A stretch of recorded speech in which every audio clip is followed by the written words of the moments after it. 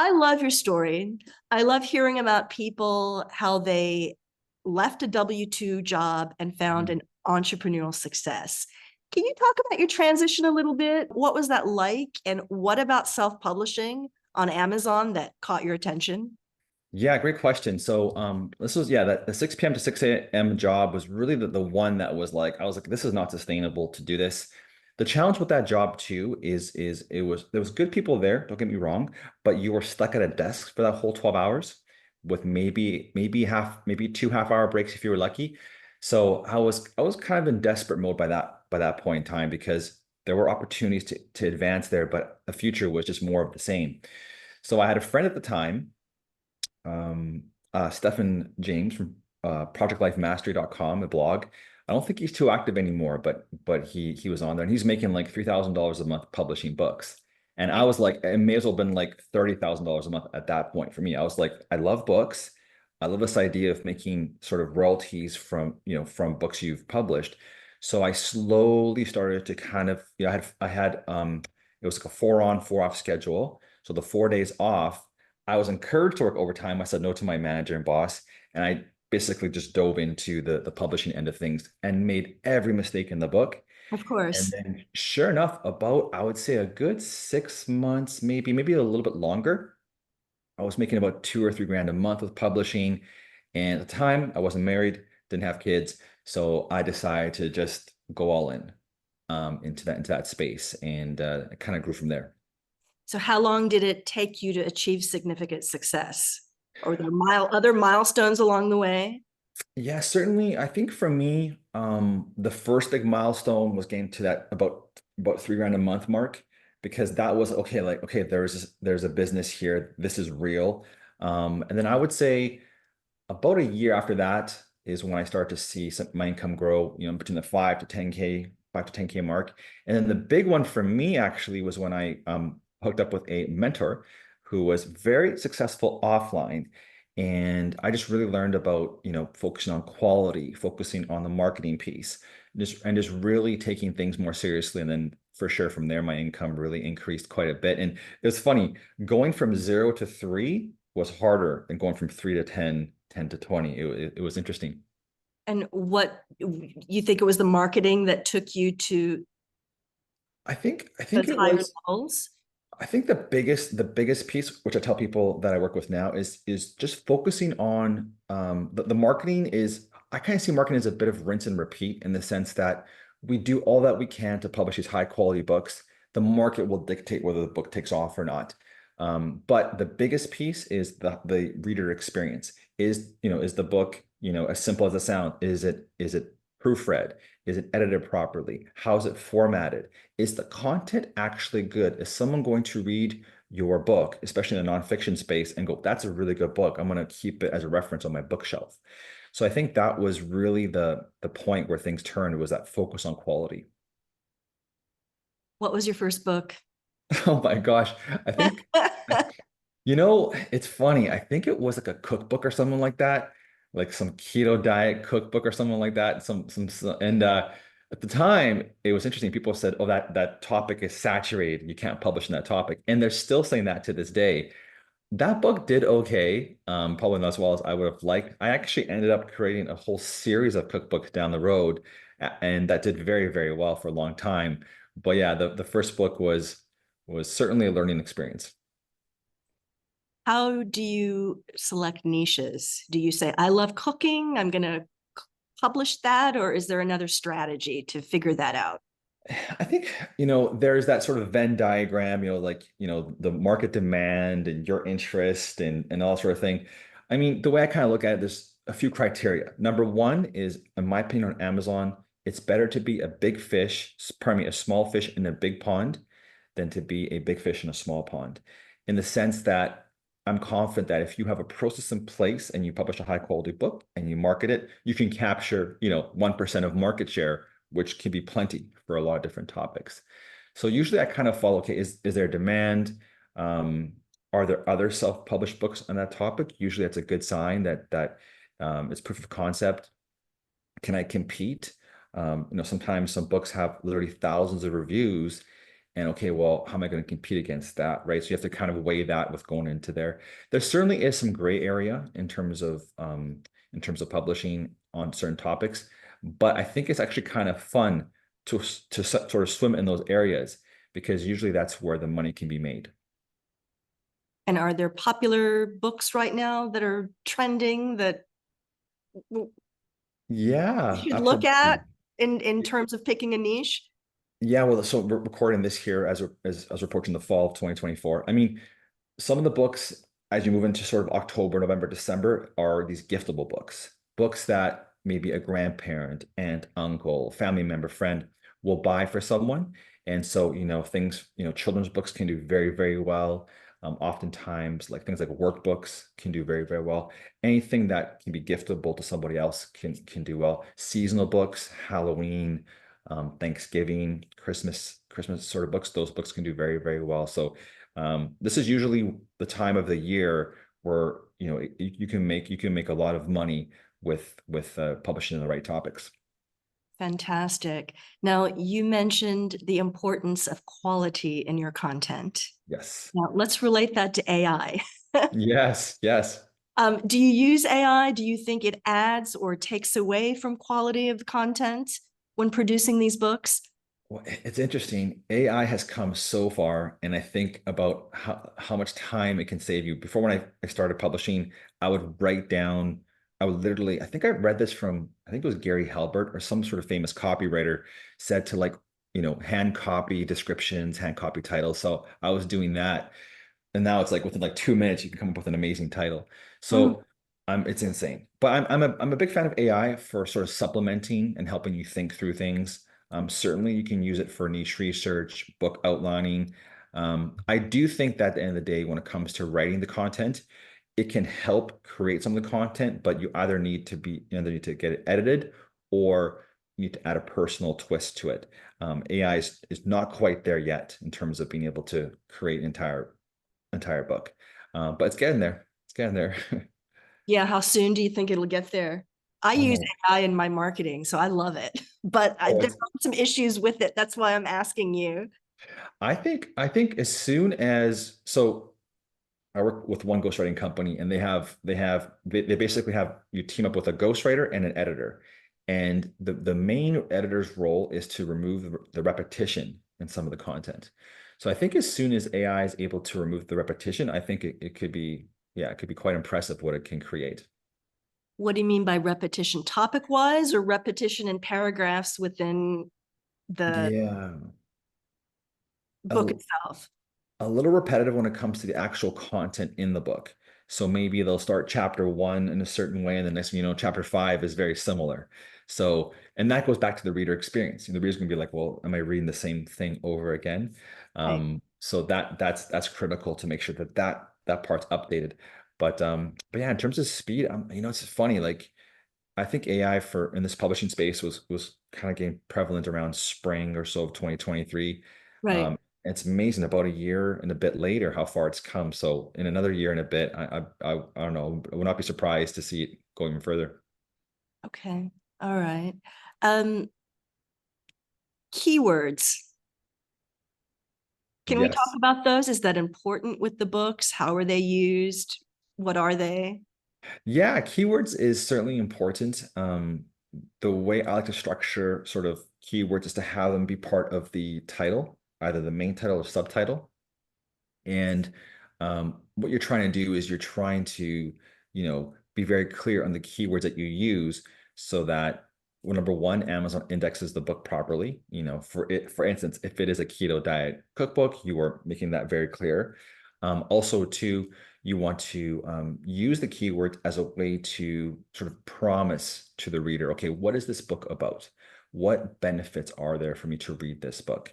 Back in college, one of my favorite teachers was in English and writing, and she always said, lead with your ace. This is business. Don't hide anything, And so that's the same idea with the title. Like, just hey, boom, this is the keyword, this is the topic, these are the benefits of reading the book, and then from there, you want them to look at the cover and the description and the product page and kind of go from there. But usually the title and the cover work hand in hand to grab that initial attention. Okay. So the keywords help the book be discovered on the platform. Is that correct? For sure. Yeah, definitely. And so there's opportunities to put the keywords in the main title. You can use it in the description as well. And then the last piece is you can use it during the categories and keywords part, which is sort of what the self-publisher sees on their Kindle, Amazon Kindle Direct publishing dashboard, where they can use certain keywords to sort of help emphasize and basically just tell Amazon, show my book to people looking for these keywords. Okay. So that's a little bit of marketing. How else do you market your books on Amazon? What are your Yeah, strategies? I think the sort of the most streamlined version of it, and this is for people that have, just want to go A to B sort of thing, is I discovered this in 2020 when the world was shutting down. My wife just gave birth to our second child, and I had no time. So Right. I was like, okay, what am I going to do here? So reviews plus Amazon ads. That can be basically it. You can be very successful just that. If you focus on nothing else on the marketing piece besides those two things, that can be very, very effective. Now, the way I like to do it is I like to make sure that we have multiple formats. So ebook, audio, if it's applicable. I like to maybe go wide and publish outside of Amazon. I like to do translations. So once you start talking about each other asset, then you can incorporate more marketing. For instance, on the ebook side, part of what I like to do is I like to make sure that we promote our book to a bunch of paid promotion sites.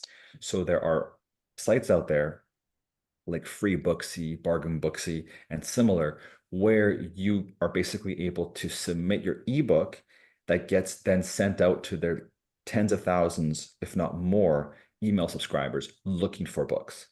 And so the idea behind that is that, the biggest challenge for lost self-publishers is becoming visible on Amazon. So the idea behind that is you're now like, it's impossible for you to not get tons of downloads or tons of sales because, your high quality book with that great title, beautiful cover, great product page is now being sent out to literally, in some cases, tens of thousands or hundreds of thousands of people. So that's a really cool way to get your book out there and marketed.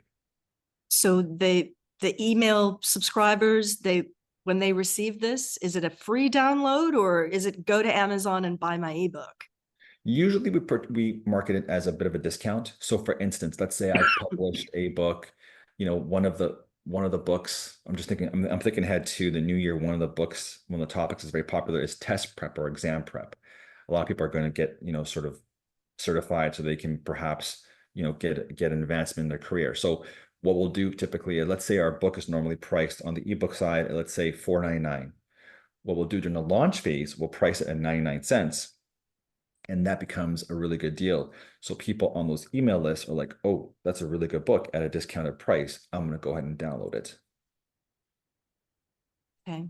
And reviews, how do you handle negative ones? Sometimes people leave nasty reviews.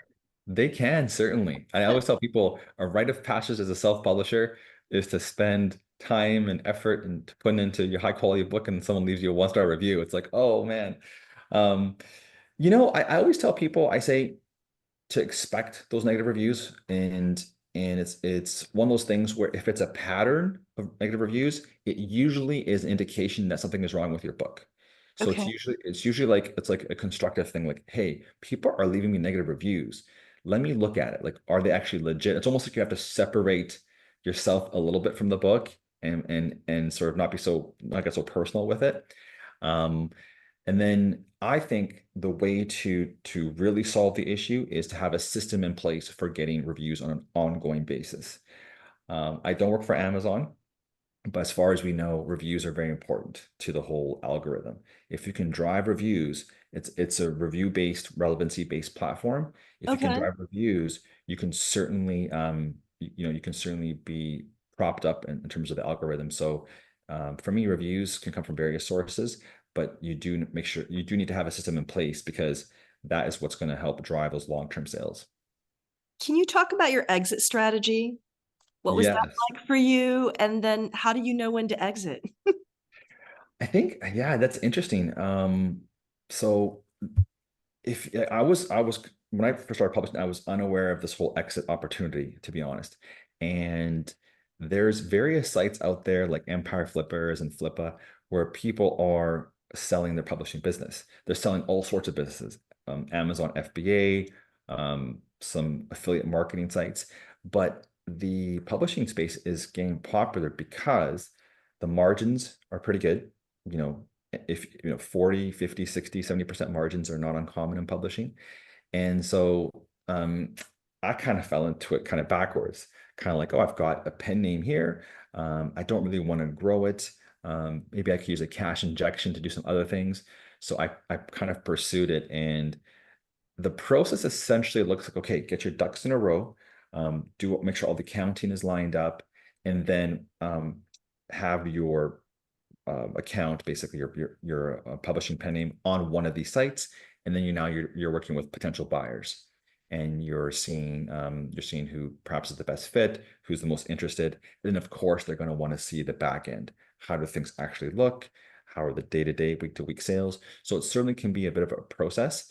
I tell people now when you're going into it, the best way to do it is have that mindset from day one, because it does take a little bit of time to build up to being able to sell. But With any business, you need to know your exit strategy at the end. Yeah. absolutely, absolutely. So I'm actually building another publishing pen name at the moment right now with the strategy of exiting, but doing it properly, So everything from day one is being documented, and so that's the plan. And You probably do take it about. properly before? Is that what I heard? Yeah, spot on, spot on. I kind of like was like, oh, they need that information and this information, and oh, okay, Yeah, of like yeah. So it was once again a learning experience. So course. yeah, Of course. So what are some mistakes that people make when they start? the biggest mistake people make, I think, is okay. Two things I would say. Number one is I would tell people publishing is certainly not get rich quick. I mean, it's a very real opportunity. You can certainly make good money with it. But it's not like, okay, I published a book and I can go and just retire.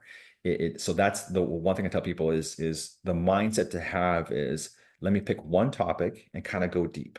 I kind of call it the catalog model.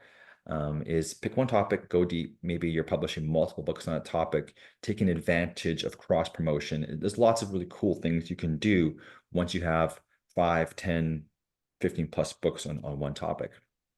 So the other mistake people make is they'll publish a book that on a topic that's either not in demand Mm. or a book where there's really limited demand. And that kind of goes back to that idea of it's better to be a small fish in a big pond sort of idea. So I think those are the two most common mistakes. And then the other piece to it, I would say, is this is sort of me kind of just being specific, is like, when you publish a book, let's say there's a mistake on the description, on your book page description, or there's a spacing issue. Like you almost have to have a little bit of a perfectionist mindset when it comes to certain things, because if someone's going to see, a formatting issue on the description of your product page, beautiful cover, great title, they see that, they're like, okay, I'm out. I'm going to pick another book. So just making sure those ends are, the cliche of T's crossed, I's dotted type of thing definitely applies as well. The editorial Yes. perspective. Okay. Let's talk about your academy. Mm. Um, how was it born and what do people learn in it? Yeah, that's a good question. So I was happy to publish for a long time. I started publishing late 2014, 2015, and I got a little boring. I got a little boring actually. So I helped someone close to me sort of build up a publishing business, and honestly, it was really exciting. It really felt good. I think once you make your first dollar, $100 online, it's like this is actually real. So I started to kind of do this whole build in public thing where I was going to start to create content and sort of track my progress. And then I don't know if it was perhaps the approach I took in my message, because it was a little different than what you might find on YouTube, is people started to kind of flock to it. So my wife's like, well, just go with it, just see where this leads you. Mhm. So I started to sort of create some lessons, gather resources, and just kind of think through how I would build a publishing business from scratch to, 4 to 5 figures plus per month. And yeah, so here we are, 150 people later, some really cool results from some people. So it's been really rewarding talking to people from all over the world about publishing and helping them sort of, some people want to supplement their income, which is a real good idea, I think, nowadays with some crazy inflation rates. And some people have the intention of, okay, I'm gonna, supplement and eventually replace my main income. So that's been kind of cool. Okay, and is it workshops? Do you have a course? Do you do coaching? What is your format for teaching how to do this? Do you have Right other now, coaches, people that work for you? it's a great question because I'm kind of new to this sort of education space. So right now it's structured as a program with quite a bit of one-on-one contact with me and feedback from me. I like to make sure people, especially in the beginning phases, are really have the foundation set. So great topic, great title, great cover, all those sorts of things. So basically, it's like a program with checkpoints. Um, and so you're getting feedback at basically there's three main phases: foundations, book creation, book launch, and then repeating the process is how it works. So for the most part, everyone gets feedback from me, and I certainly think that there's opportunities to bring more people on to expand it. And once again, it's a learning experience for me to see, okay, how does that look like? How does that work? Because I do want to keep it still. I don't want people to sort of join the community and then never see me, never hear from me, that sort of thing. So it's Oh, it's of course. yeah, it's A gonna be lot of these programs are like that. So that's good. yeah. I think having access to the person I think is helpful because I love publishing. I love talking about it. I love talking about it. So that's the plan going forward. That's great. That's great. Now we are coming close to the end of our interview. Is there anything or advice you want to tell our listeners that I have not covered?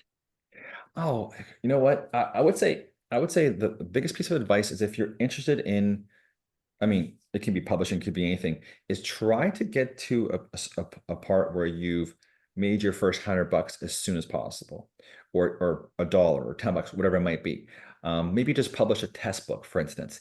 I had someone in my program, they published a Yahtzee score sheet book, believe it or not. And their whole thing was not to make a bunch of money off of it, but that to get that firsthand experience on what it feels like to publish that first book. And sure enough, it took that experience of now are publishing bestsellers and new releases going forward. So I would say try to get the momentum going and get that win, and then you're in the driver's seat. You can decide if you want to scale it or just have it kind of be on the side. Fantastic. Okay. Well, thank you very much for your time. It was very informative. How can people get in touch with you? Publishingprofits.io is the website. I'm quite active on Twitter under Nick DeFabio, also on LinkedIn as well, Nick DeFabio. So either one of those is a great option. Fantastic. Thank you very much for your time. My pleasure.